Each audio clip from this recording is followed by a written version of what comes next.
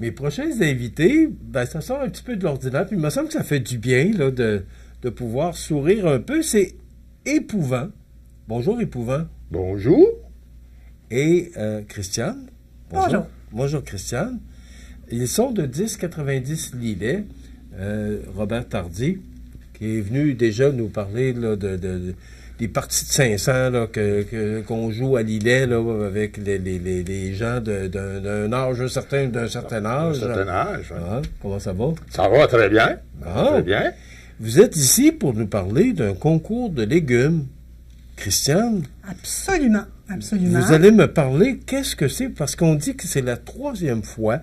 On parle d'un fameux concours de légumes. Qu'est-ce que c'est exactement que ce concours de légumes-là? Bon, alors, c'est dans le cadre de la fête champêtre de Lillet, qui a lieu le 24 août au quai de Lillet. Une journée.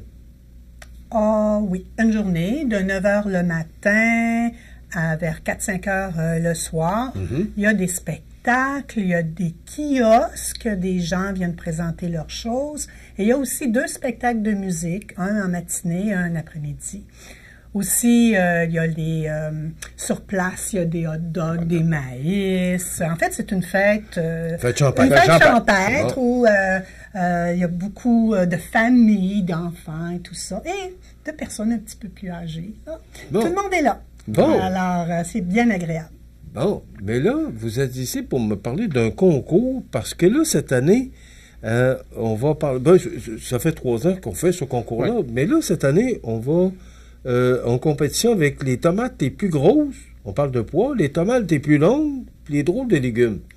Et voilà. Parlez-moi de ça. Les tomates les plus grosses, elles sont pesées. Et c'est Épouvant qui les pèse lui-même. OK. Alors, on a une balance, on a tout ce qu'il nous faut. Mais est-ce que c'est la première fois que vous faites les tomates les plus grosses ou à chaque année, vous prenez des différents légumes? Les années, on prend des différents légumes, mais cette année, on a gardé les mêmes légumes que l'an dernier. OK. Alors, les tomates les plus grosses, peu importe la sorte de tomate, en autant que c'est une tomate, qu'elle soit verte, qu'elle soit jaune, qu'elle soit rouge, c'est une tomate. Qu'elle soit bleue. Qu'elle soit bleue, jaune. Bon, mais vous dites que vous l'avez fait l'an passé. C'était quoi le poids, là? Vous en souvenez-vous? Oh, mon Dieu, non. Je n'ai pas cette mémoire. OK. Non, vous aimez ça voir. C'est quoi, à quoi on peut s'attendre, là? Mais...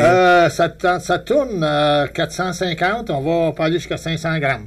Quand même. Ah ouais, pas de grosses tomates, là. Les mémés de Beauce, là, puis les tomates ancestrales, là, sont quand même assez... sont fripées, sont pas jolies, mais sont très grosses. C'est pas ça qui est important, c'est le poids. C'est le poids, bon. C'est ça. Il y a aussi les carottes les plus longues. Ben, il y a des carottes croches, ou des carottes droites. De toute façon, on a 1 mètre et on mesure les carottes les plus longues. Et ce qu'on a oublié de dire, c'est que pour chacune des catégories, que ce soit la plus grosse tomate, la plus longue carotte ou le légume le plus drôle, il y a trois catégories. Il y a 3 catégories. Il y a 3 prix. Et il y a 3 prix. OK. Alors, ce sont des... Ah, attendez un petit peu. Ce sont des belles médailles comme ça, là. OK. On donne aux gagnants des premières places de chacune des catégories. Chacune des catégories. Oh, est-ce qu'on le voit bien? Je vais juste le montrer à l'écran, Jean. Ben oui. Regardez si c'est beau. Ben oui. Ben, c'est une belle médaille qui est remise par le 1090 Lillet. C'est ça. Absolument. C'est Épouvant lui-même qui les remet. Qui est commandité par la municipalité. Bon. Oui. Puis là, quand vous entendez des drôles de légumes, c'est quoi ça, des drôles de légumes? Ça, les drôles de légumes, c'est particulier. C'est l'attraction principale. Imaginez des petits-enfants qui arrivent le matin avec leur brouette, leur papa, leur maman, avec des légumes drôles. Alors, ils nous présentent ça avec fierté. Il y a des carottes toutes croches, il y a des drôles de patates, hein, des fois.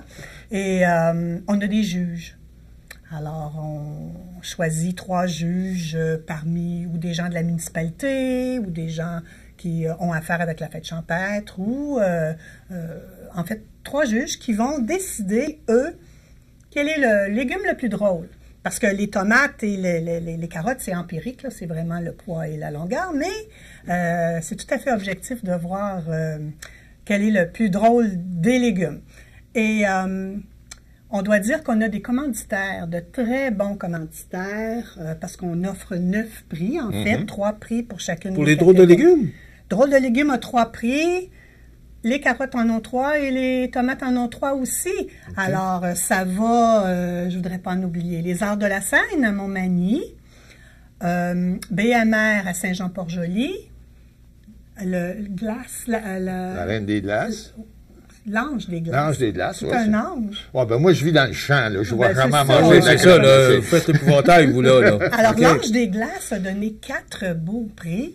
Et il Les y a Sarcarons. les Sarcarons aussi 2 prix. Alors, c'est vraiment... En fait, les gens aiment participer à la grandeur de la municipalité. Bon, moi, j'ai appris à vous connaître récemment, là, Robert. C'est vous qui m'aviez sollicité pour qu'on puisse parler de votre concours de 500, là, de jeu de cartes. Qu'est-ce qui fait, parce que vous êtes un groupe de personnes âgées, là, vous n'êtes pas la Ah, non, FADOC, je vous ai posé la question d'ailleurs, c'est pas la FADOC, c'est les vous êtes un groupe de retraités. Un groupe là. de retraités, Bon, c'est- qu'est-ce qui fait que vous embarquez, là vous vous déguisez en épouvantail, là.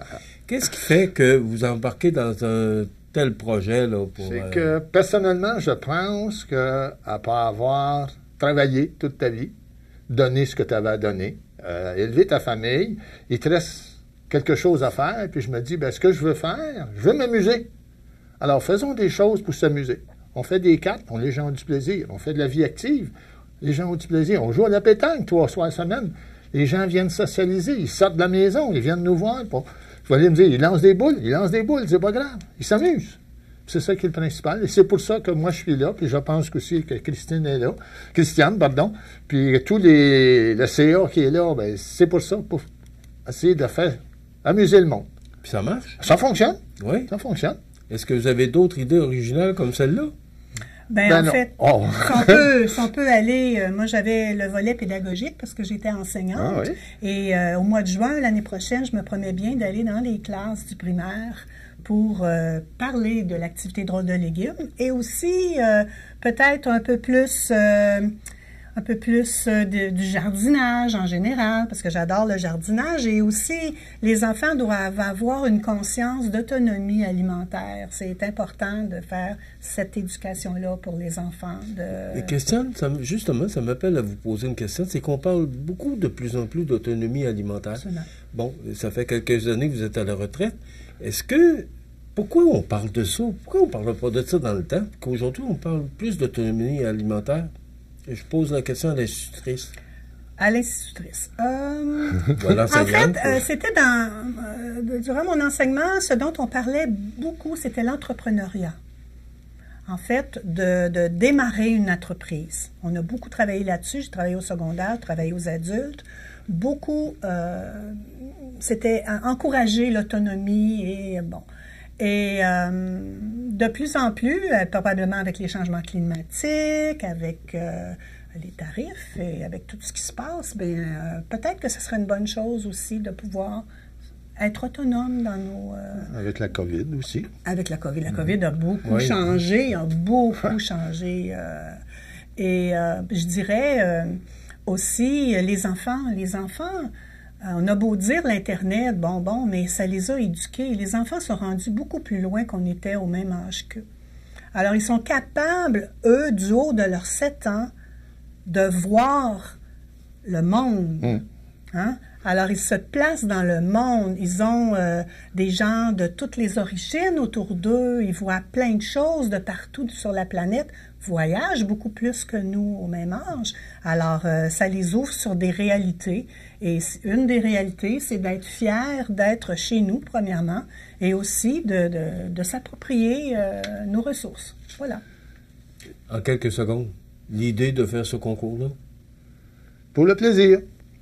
Ah oui. Pour le plaisir. C'est le 24 août prochain. C'est au Parc du Havre de Souvenirs, au Quai de Lillet. Oui. C'est dans le cadre de la journée champêtre de la municipalité de Lillet. Absolument. Alors, cette année, les légumes en compétition sont les tomates les plus grosses, le pois, les carottes les plus longues, en millimètres, et les drôles de légumes, toutes catégories. 3 prix seront remis pour chacune des catégories. Voilà. C'est bien ça. Christiane Bellil et Robert Tardy de 1090 Lillet, merci d'avoir été avec nous. Merci beaucoup, Puis, M. Michel. Merci bien. Bon succès pour votre Bye fête. bye. Au plaisir de vous voir là-bas le 24 août, 9h. C'est tout? C'est tout. Ça complète.